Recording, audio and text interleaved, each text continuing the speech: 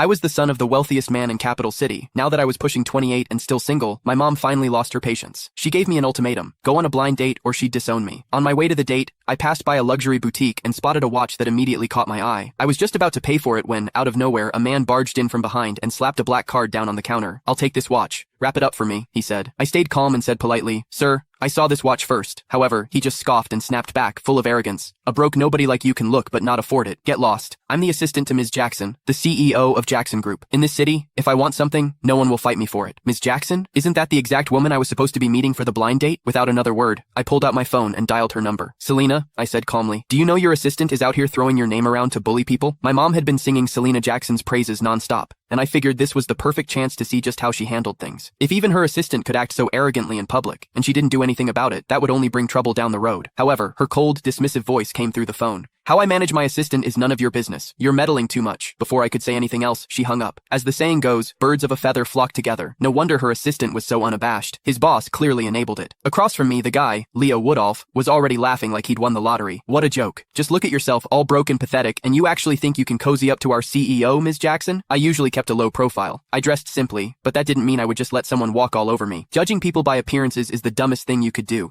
I said calmly. "I'd suggest you watch your mouth, or you're going to regret it." However, I wasn't about to waste any more words on a clown like him. I reached into my bag, pulled out a card, and handed it to the sales associate for her to ring up the watch for me. The associate looked at my card, then at Leo, clearly hesitant. She froze, not knowing what to do. Leo just laughed louder. "You low-life piece of trash. Are you still trying to act like you're somebody? This entire mall belongs to the Jacksons. If I don't give the word, you can't even buy a single screw in here." Then, with a smug grin, he yanked the card from my hand and flung it toward the entrance. "Waving around some cheap-ass card thinking you're hot shit? I'm not falling for it. Get lost." In all my life, no one had ever dared to humiliate me like that. Leo had seriously crossed a line. Without another word, I grabbed his arm in one swift motion and dragged him to the front of the store. My voice dropped cold as ice as I ordered, "Pick up my card." The salesgirls in the store stared in shock. "Oh my god, did he really just say that to Mr. Woodolph? Is he crazy?" "Mr. Woodolph is Mrs. Jackson's right-hand man. Offending him is the same as offending her." One of the employees tried to talk me down. "Sir, it's just a watch. It's not worth angering the Jackson Group over this. Please, just let him go." "Yeah, you should apologize to Mr. Woodolph while you still can. Beg for forgiveness. It might not be too late." Leo, clearly feeding off the attention, yanked his arm away and shouted, "You worthless trash!